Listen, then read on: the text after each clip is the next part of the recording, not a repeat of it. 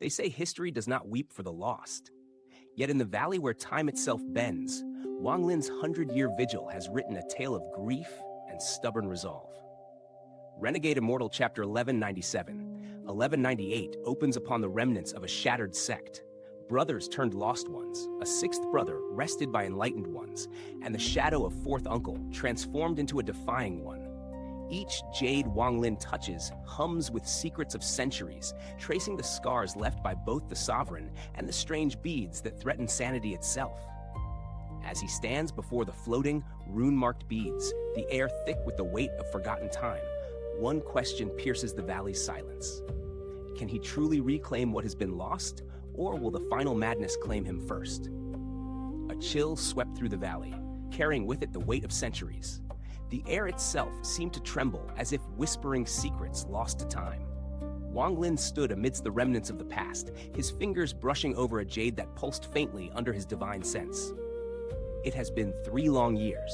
Second brother, third brother, lost to the void. They wandered like shadows of themselves. I saw them. 4 days passed, yet their eyes held no recognition. They passed me like strangers. I cannot, will not let this endure. There must be a path forward. His gaze drifted to the jade once more. A subtle aura emanated from it, containing the mysterious time restriction. 6 years have I spent here. This artifact, I must learn its depths.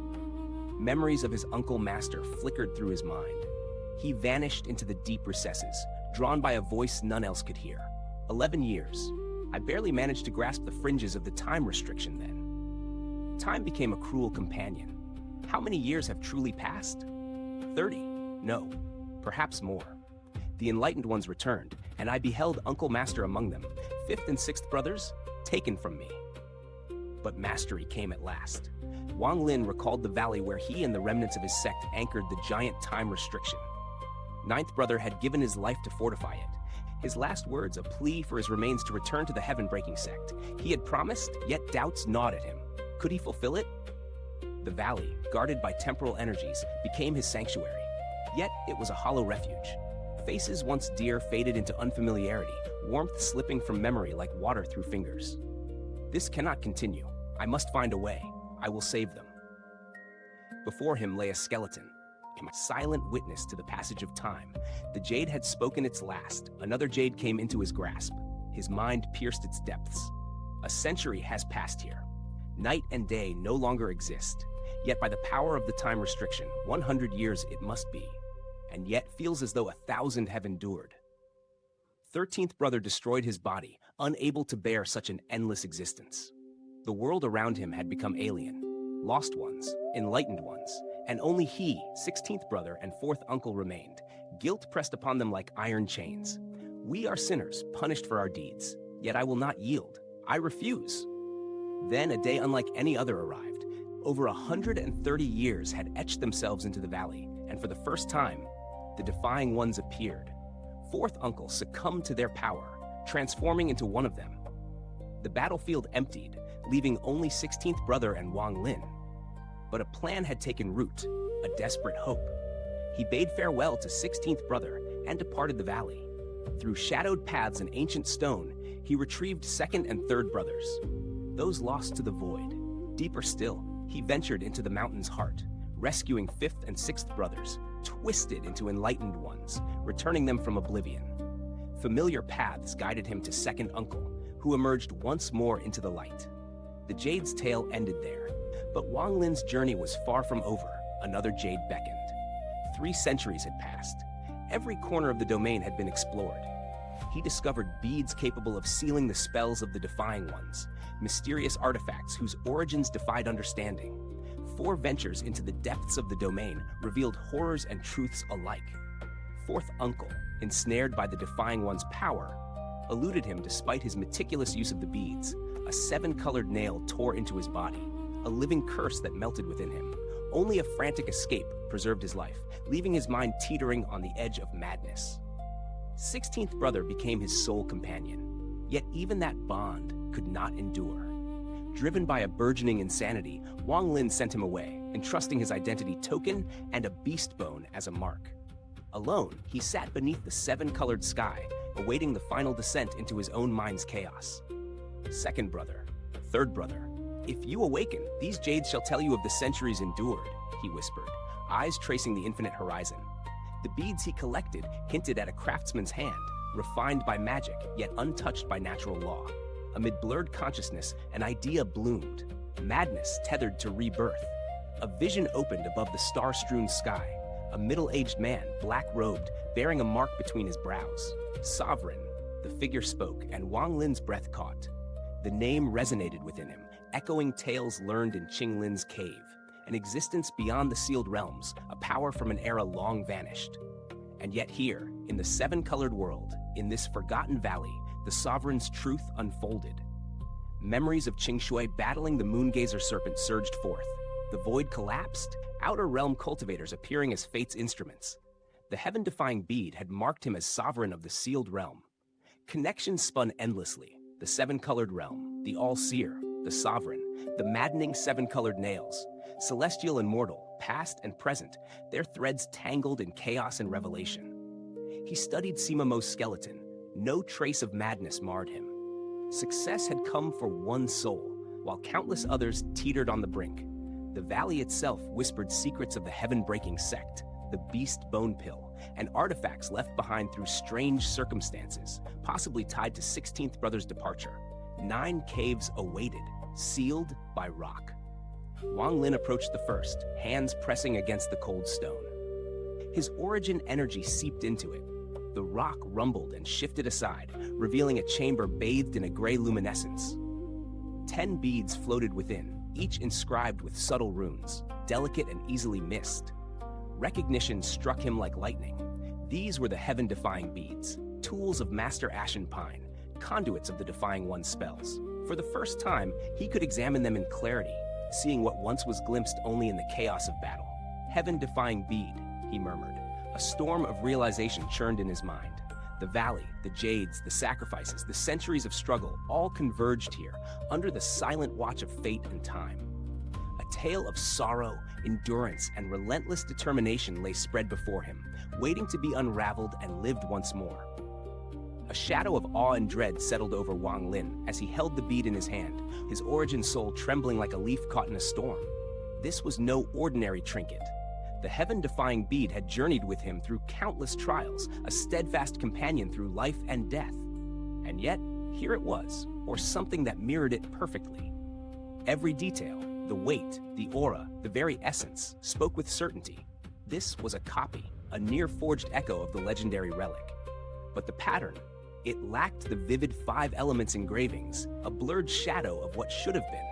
Wang Lin's mind churned, tracing through the fragments of knowledge stored within his jade talisman. His breath, once ragged, slowly found rhythm. "These are not natural stones," he muttered to himself, voice low and tense. Someone crafted these beads, shaping them to mimic the heaven-defying bead itself, each identical in size, weight, and surface, as if some ancient spell had frozen them in time. The realization struck him like lightning. A craftsman long ago dared to imitate the heaven-defying bead. They must have glimpsed it, perhaps even possessed it.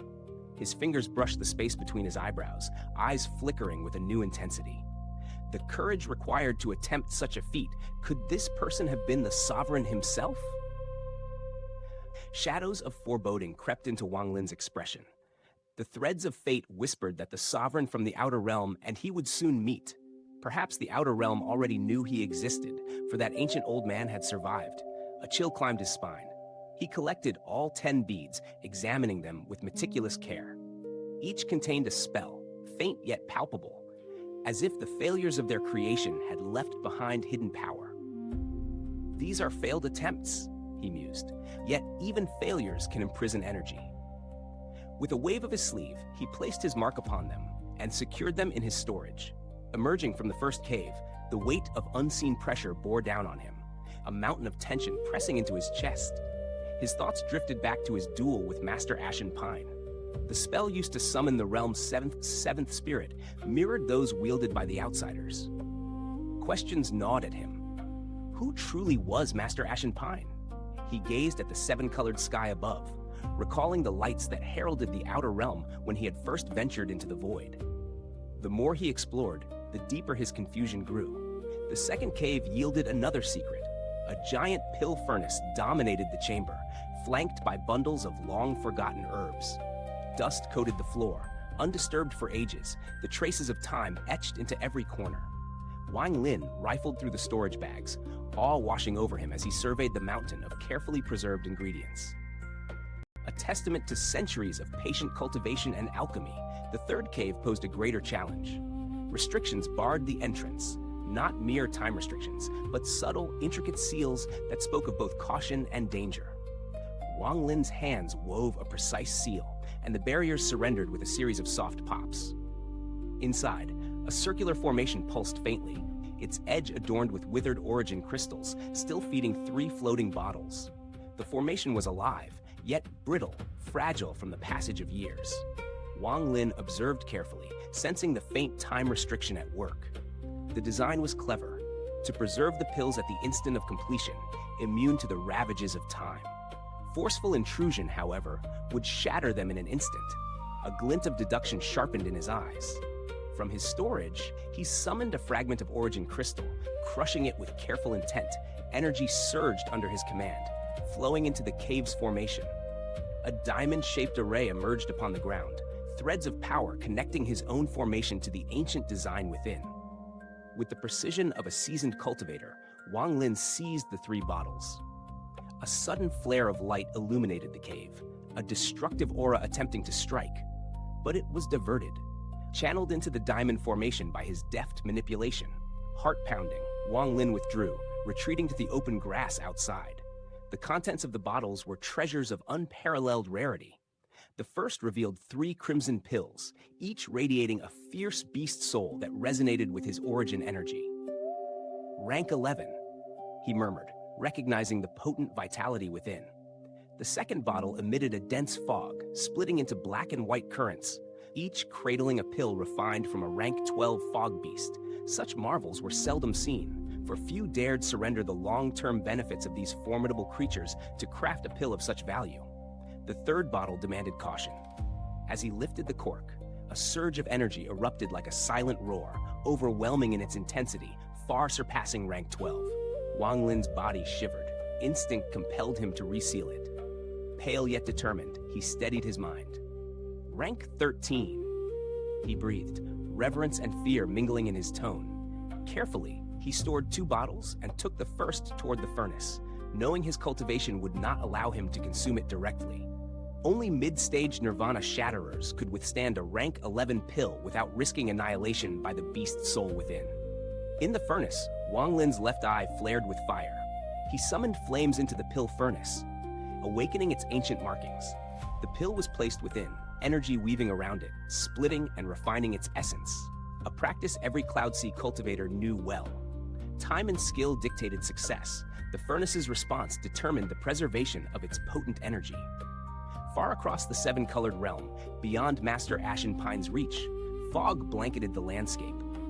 Within this obscurity, an altar gleamed suddenly, a light pushing back the mists, revealing a silent void. A crack tore the air above, sparks of lightning flaring along its edges. 3 figures emerged, clad in garments foreign to the Cloudsea, each marked upon their brow, a lightning bolt, a crescent moon, and a flame. "This is the spatial crack you discovered," the youth with the crescent moon mark exclaimed, eyes bright with excitement, gazing at the anomaly as the air around them hummed with unseen power.